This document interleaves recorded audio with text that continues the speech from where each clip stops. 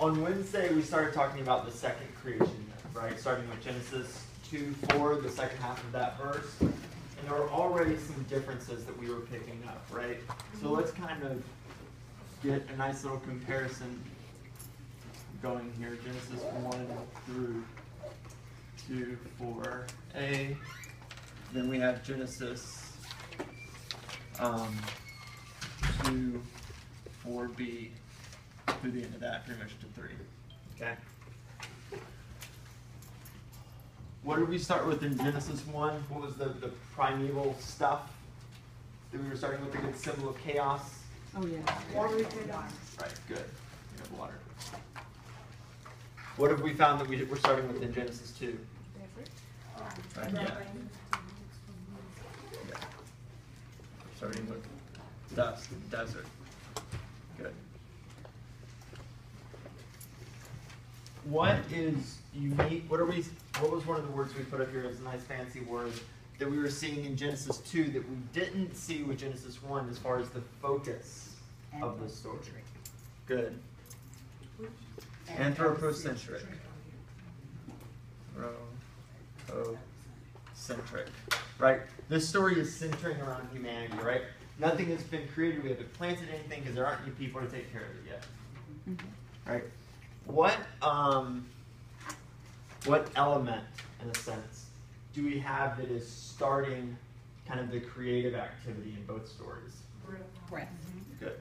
Breath and wind. All right, same word, ruah. All right, does it work in both? And that's where we stopped on Wednesday. That breath and that wind, seeing that being blown into the man's nostrils who was formed from the dust, and this gives him life. All right. So,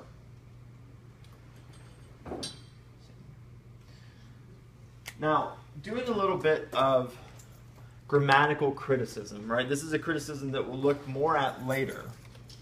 But you guys have just done your paper with form criticism. Let me show you a little bit about how grammatical criticism works here. Oops, I can just go here. One of the things that it says that man is to do, if we look here at Genesis 2,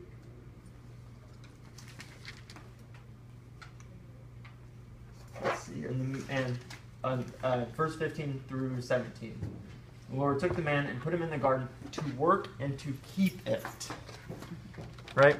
So I'm going to go to here, this is blb.org again. And we're going to look at the Hebrew, what's going on with that word, to keep the land. Genesis 2, what was that, 15 or 16? It's 15. Okay. So let's look at this. What does it mean to keep the land? That seems like a very odd thing to do, right? How do you keep land? To care for it. Good. Teal means care for. Well, huh? You were saying that teal means care for. Right, to care for, to serve it.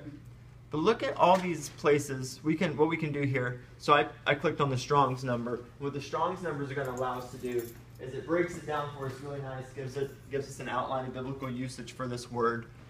What's interesting is we can also scroll down, and it shows us other places this word is used. Okay, it's used a total of 468 times in the Bible, or in the Old Testament. And I want to come down to Exodus, because that's where this word gets interesting. Let's see here.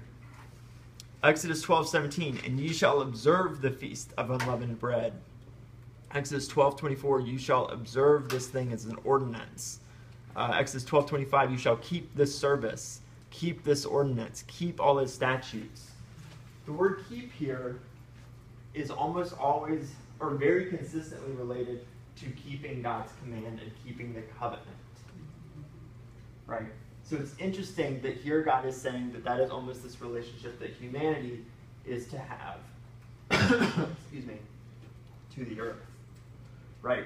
There's this very close, in a sense, covenantal relationship that is being established in the text between humanity and the earth. Okay?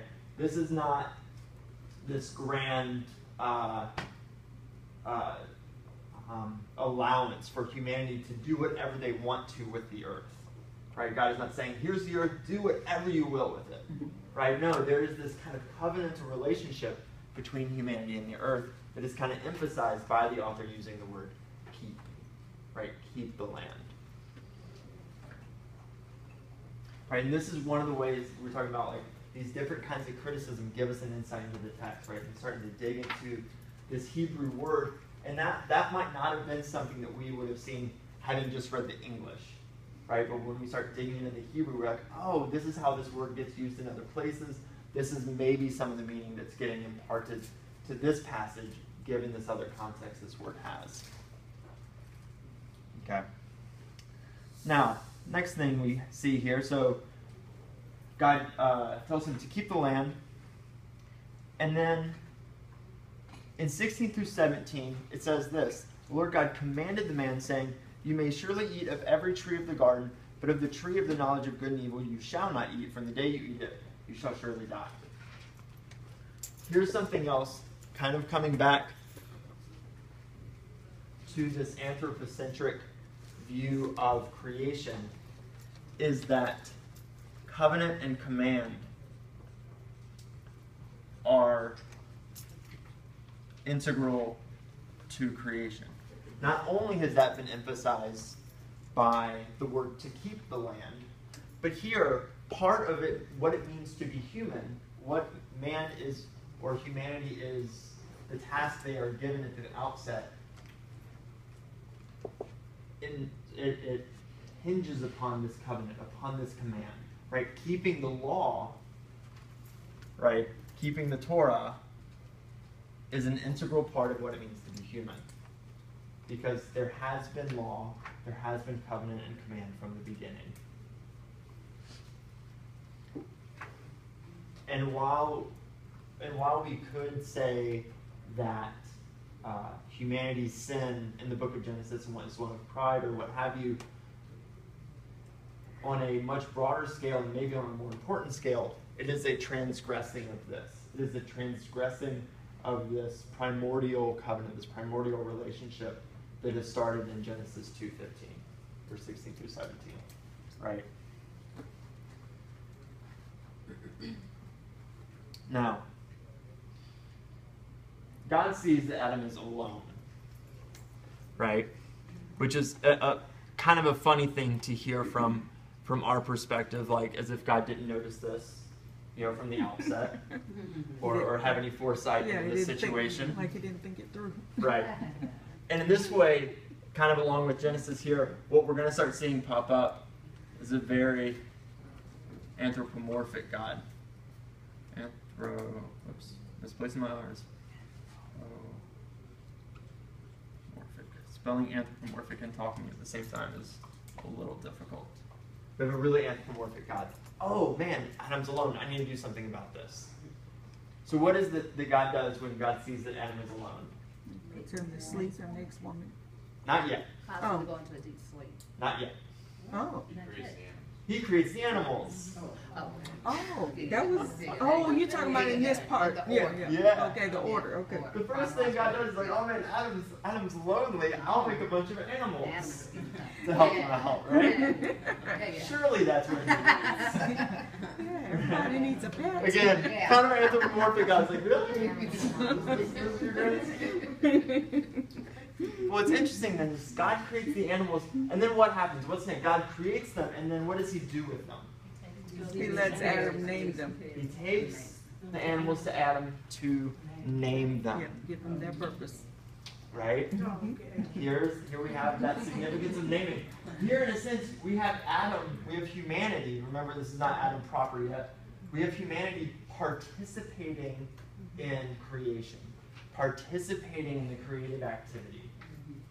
So right? Adam named every animal? So yeah, and this is how Genesis is setting up, that God forms the animals from the dust because Adam is lonely, right? Because the way that this story is setting this out, again, this is why we need to separate this story from this story, right?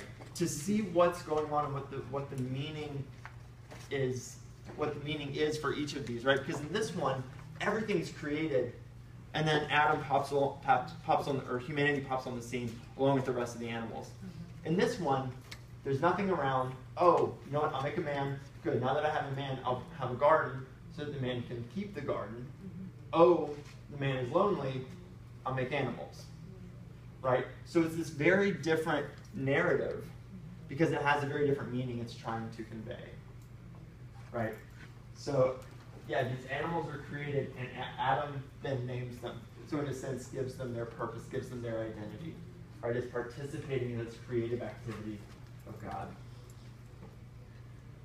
Then, because we have this very anthropomorphic God, he kind of sees, no, this is kind of not exactly what was needed. Oh, wow, he made him a flying dragon too. Yeah, that's all. Nice. So I think, yeah, they were creative back then. Well, in the King James translation, you have unicorns. That's right. Which is fun. I love that this line is not very, please. I was distracted.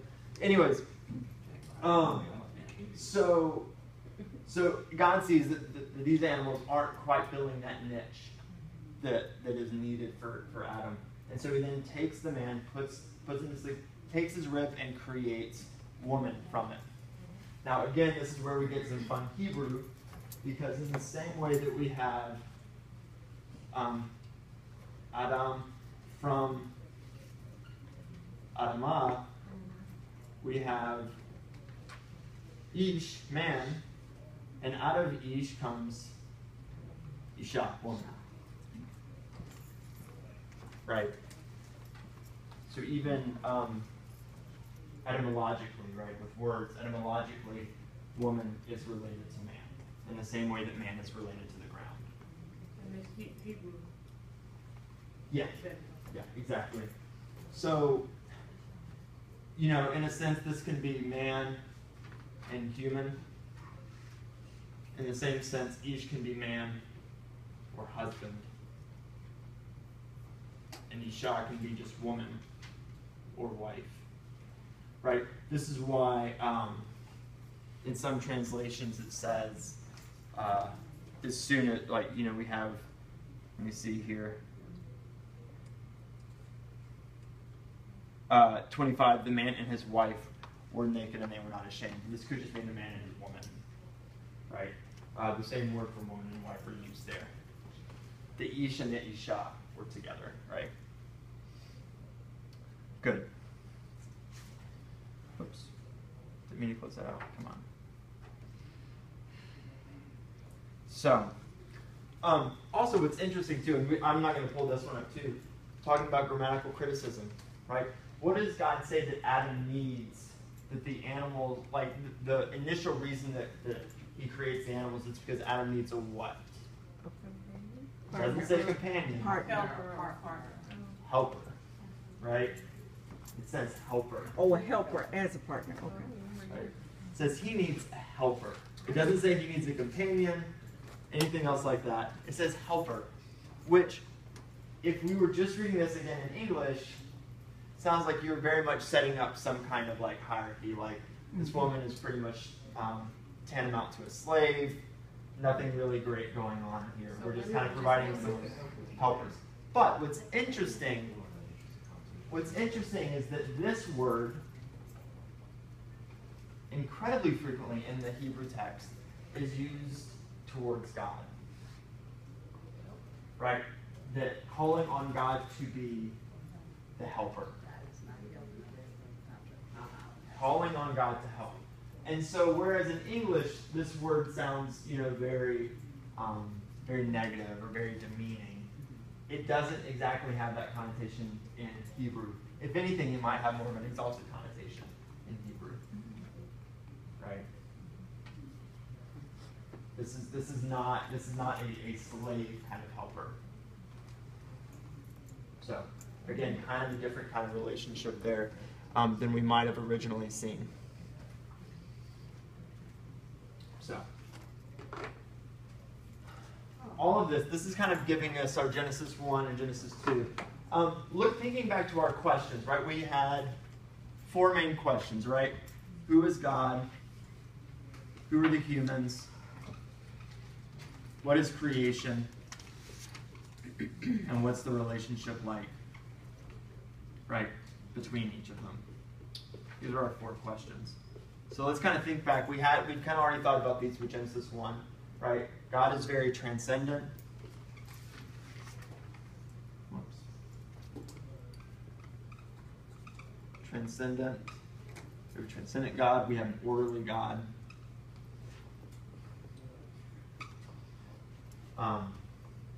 We have a blessed humanity. Right? God says, be fruitful and multiply. That's the kind of blessing he gives to humanity. Right. But also we have a somewhat unimportant. A somewhat unimportant humanity. Right? Humanity, remember, is kind of like lumped in with the animals, right? They don't get their own special day, right? They're one part of this grand cosmic scheme. Right? Creation is good.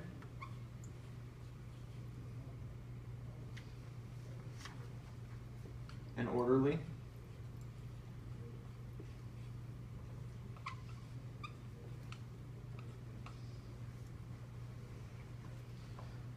And if anything we can say about these relationships is that humanity and creation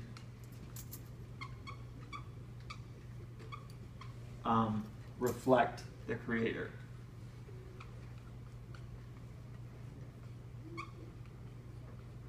Right. Creation reflects God because creation is orderly, therefore God is orderly. Humanity is said to be made in God's image. Right? We have this kind of reflective kind of relationship. But there's no very personal one-on-one kind of relationship between any of the parts of creation or between humanity and God because of just how transcendent God is being portrayed in that story. Right? Does that make sense? Now, when we come over here into Genesis 2, into the account that we just read, right, there's a lot of difference here. Right? We don't have this same emphasis on order and transcendent. Right? We have a very anthropomorphic God, a very immanent God, right? A God that is getting his hands dirty by taking dust to form things, that he's taking ribs out of people, that is going to clothe Adam and Eve in a little bit, right? He's actually going to sit down and get down to a sewing machine and sew them some clothes, right? Very anthropomorphic God.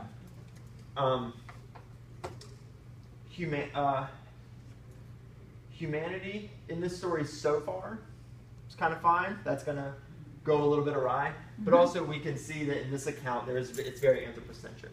Right? This is kind of focusing around humanity and, in a sense, humanity's relationship to God. Right? Because of this. Right? It's focusing on, okay, what is humanity's relationship to God? What is humanity's relationship to creation? Right? It's focusing around.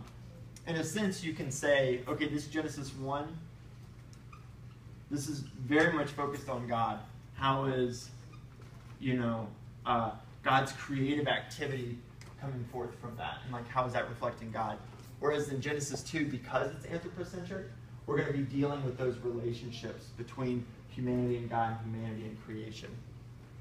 Okay, so that's why we have keep being used and this law being given. So obviously it's going to be very important humanity, right? So these are our major differences between these two accounts, right? What I want us to do real quick is kind of use the knowledge that you all have now. I should have done this a little earlier, but it's all right. Will suffice. And how many of you have seen the Bible mini-series that was on TV a little while ago? A couple people? Huh? Yeah. Yeah. We're going to watch a little snippet of that.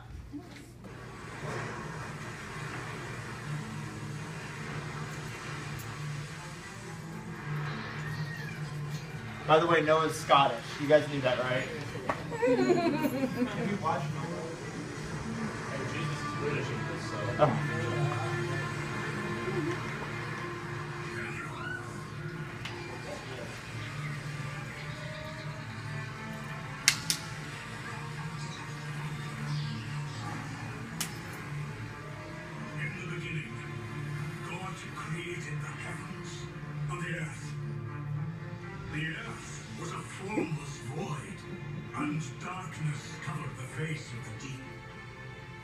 God said, "Let there be light."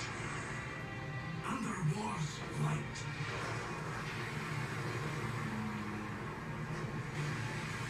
On the second day, God separated the waters to form the seas and the sky.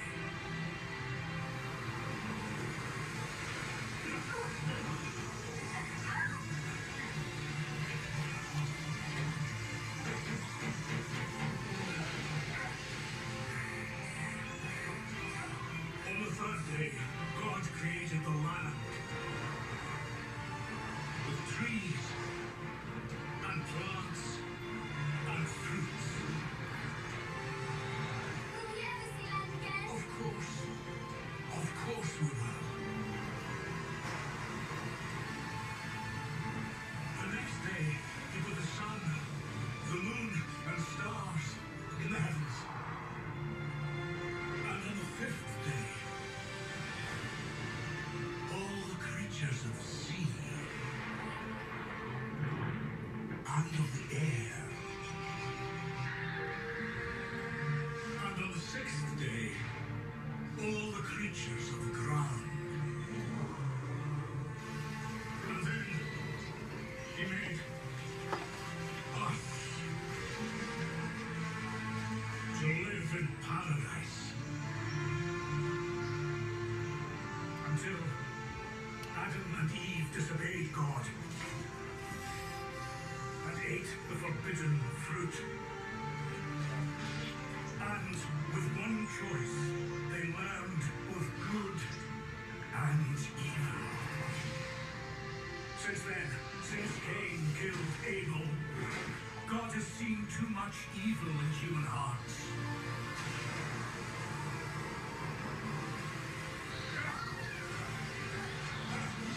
Wrong choices, wrong decisions. That's why this is happening. Our Creator decided to cleanse the earth. The rest of this is a little inconsequential to where we're at the moment. So y'all get the lights, if you don't mind. Lovely, thank you. What did before we get into talking about Adam and Eve, let's talk about that video. What did they do right? They were obedient. Well, let me say this. What did the directors of this movie Oh, I thought you were talking do about. correct? Yeah. The order of the day. Okay. So we can say you're good. You got the order right at least. Kudos. Were you cringing when you watched this? I always cringe when I watch History Channel. Okay, so let's say right here, yeah. They got the order right, good. What else? They had the author. Huh? The author. The author? The author was Noah? Yeah. What do you mean? I mean, like, dang, I forgot what it was. Do this all the time.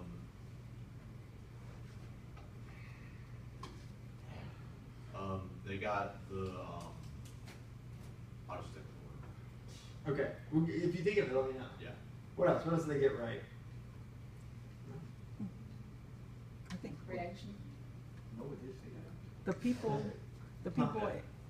What's that? the people in the characters in the Okay, we on can the have ark. characters, right? Because just as in the text, right, it moves from creation into talking about Adam and Eve. Okay, you can come back to this one still. What about wrong? Where did you see that you were like, I don't know if that's is that how I would do it? How he came out the water. What? How he created man out of the water, but it was mud. I mean, how he came out the mud instead of. I pictured it as dust, as he came as dust, like swirl or. Okay, yeah. So we kind of have this man from like this goo. Mud barrel. Yeah, it was Yeah. a mud. It wasn't dust. Okay, good. Mud man. He was mad it wasn't What's that? Yeah, got they showed up usually- clean. Well, yeah. Found a cool wife. Can I ask something? Why were the people telling the story? Right, there's no breath, right? There's no wind here at all that's kind of starting this whole process. Okay, I got something. It might be kind of weird, but with Luca, right? Like, I felt like the sternness in his voice was symbolic of like how God said this, and it just came to be. Okay. Just Okay. there's no affirmation. Yeah. Affirmation. Yeah, the authority. Yeah, I was about to say authoritative. Yeah.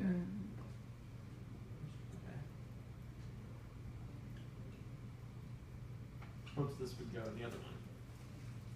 Or Kata speaking. There's no affirmation.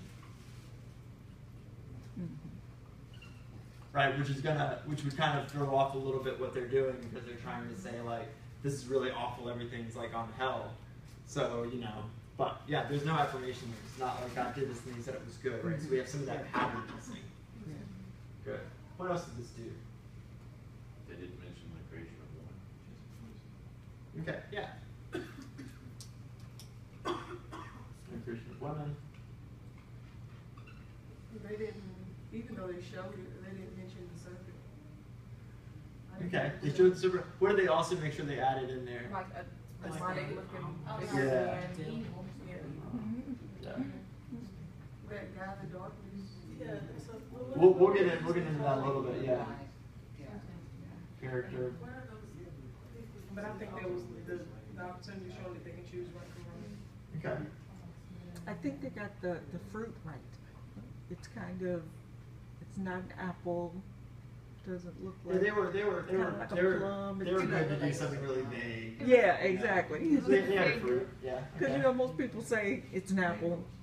What about what they showed at the beginning, as far as what was there in the beginning of their story? It was this is what I was going to say earlier. Okay, go for it. The earth was just a lifeless form, like it was nothing, and then it was something. Okay. Not nothing, but like there was chaos, and then there was order. That's what they mentioned at the beginning. Is that what you were about to say?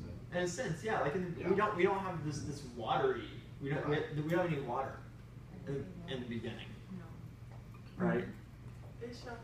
And they were like these like fuzzy clouds. Yeah, like bubbles. It looks kind of like bubbles. There wasn't like darkness covering the face of the deep. Yeah. Right, and water, and then the wind starting to turn these into order and into creation. Good.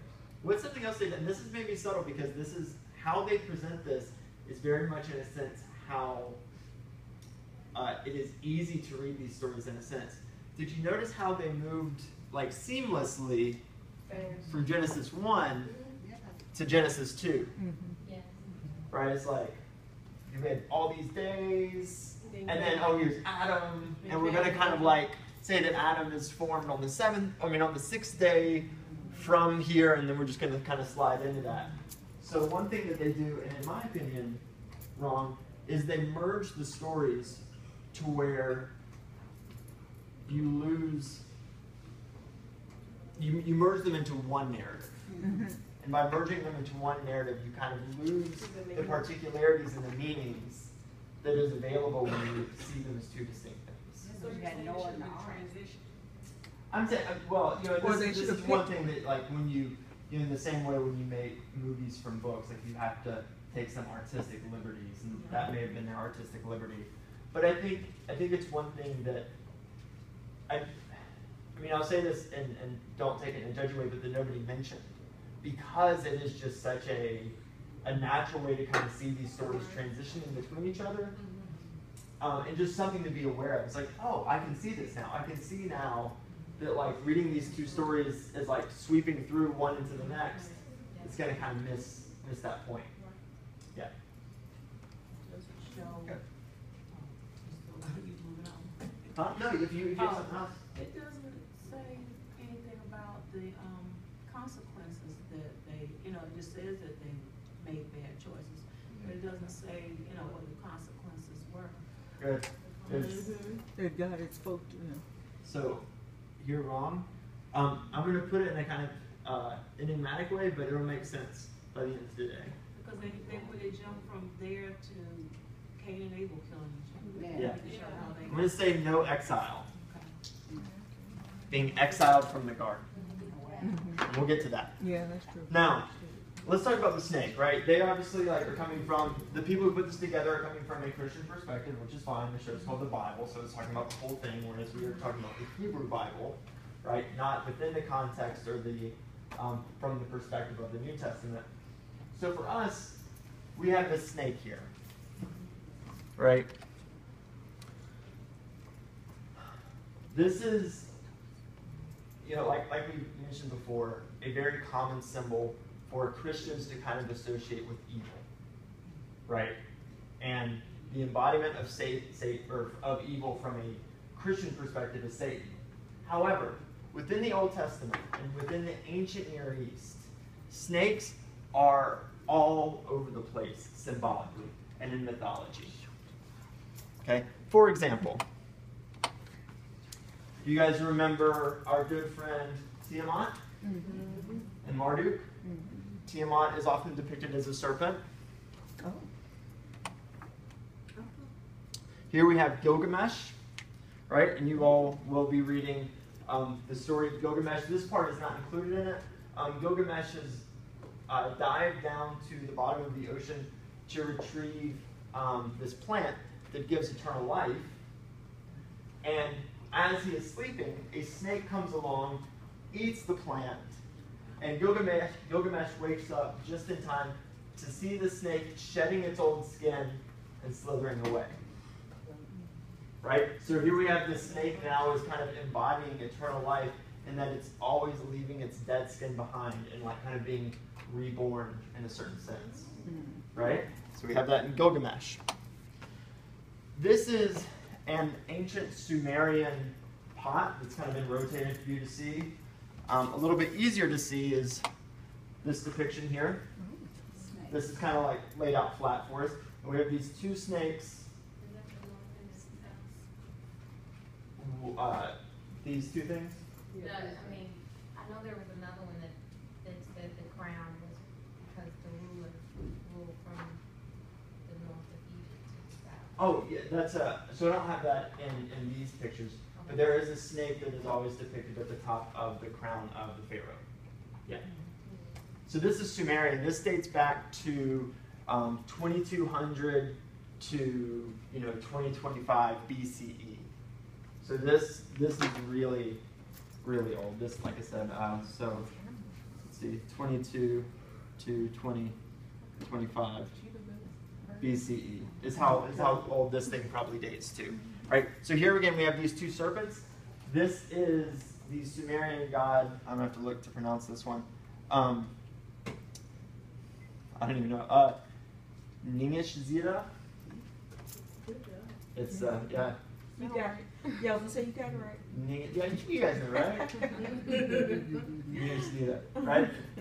Whose name means Lord of the Good Tree. Okay? So this is from Mesopotamia. Okay, Sumeria. What is that cheetah, chicken, flying bird thing? goat. These, yeah, just an amalgam of creatures, yeah. Speaking of snakes, well, here's another one real quick. This is from Mesopotamia. Here we have a woman and a man, a tree, and a snake. Right? And this is one seal, so this is actually one snake. You see this little arm? This is arm. This is a seal, a cylindrical seal that they would roll onto something, and when you put ink on it and would roll it, it would create this print. Right? So this is just one snake. You can kind of ignore the other one because it's the same one. Right? This is a common Mesopotamian theme. Right? What we have here, you see these? We have horns. Right? This is a female worshiping a male god. Right? And we have these symbols, right? Likely depicting fertility and things like that. Okay. I don't think I have it. This is even older. This probably dates to sometime between the 23rd and 22nd century.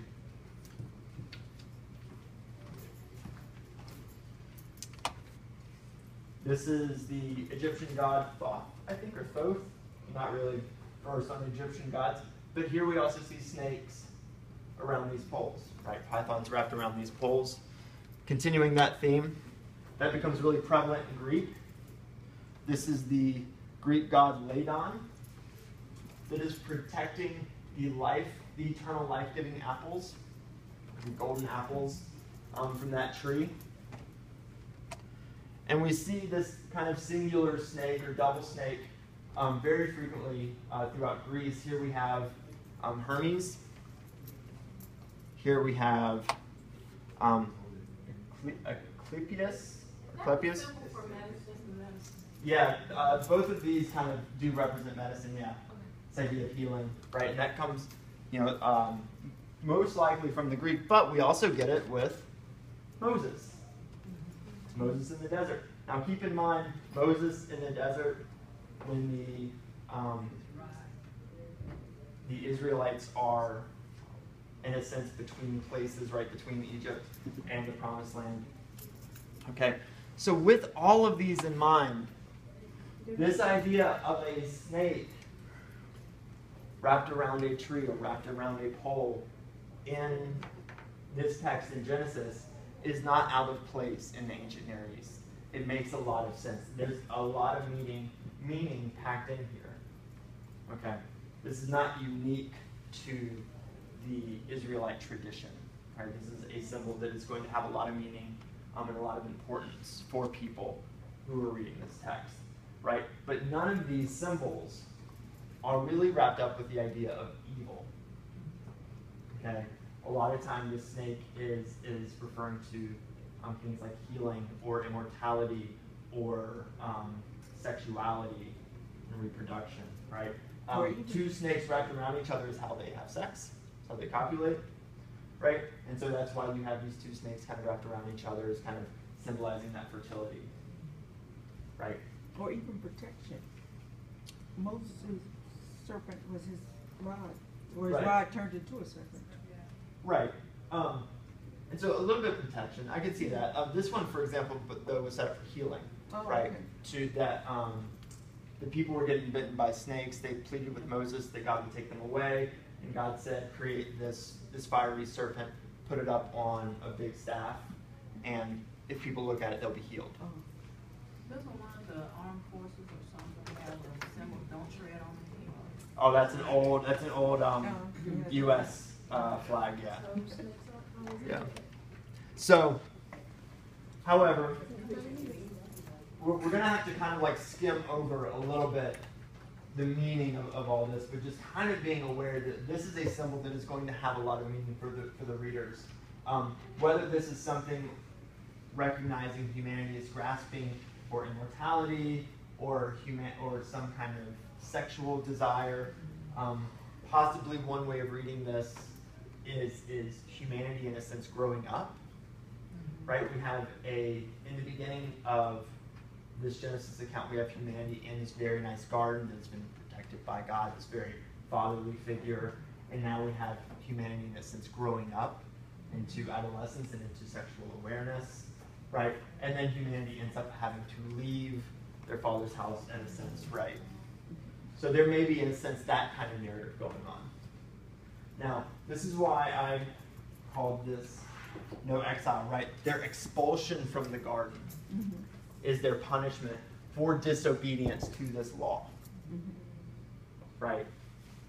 And that makes sense because it is likely that this story was written was actually pinned down while the Israelites were in exile, in the Babylonian exile from Judah and Israel.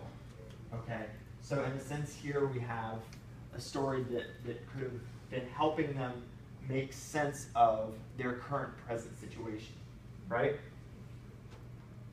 We talked about how stories could be oral, and the one thing that oral stories do is they can morph and change and adapt to your current situation.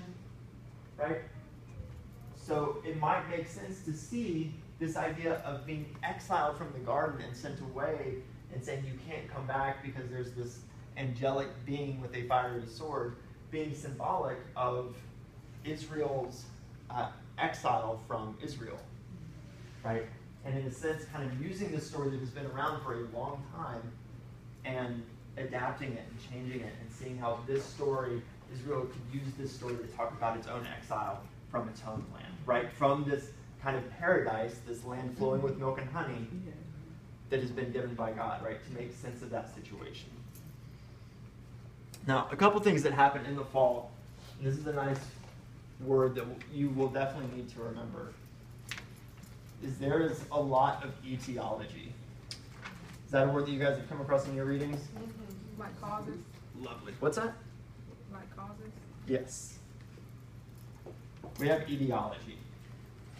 And we have a lot more etiology in a sense, or we really only have it in this second, right, in the second one.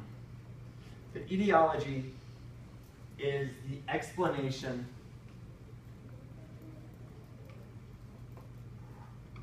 of present reality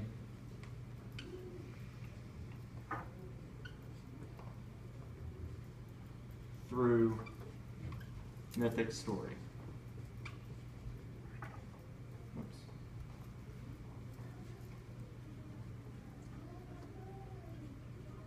What would be an example of an etiology, an explanation of why things are the way they are, and telling that through a story from Genesis 2? You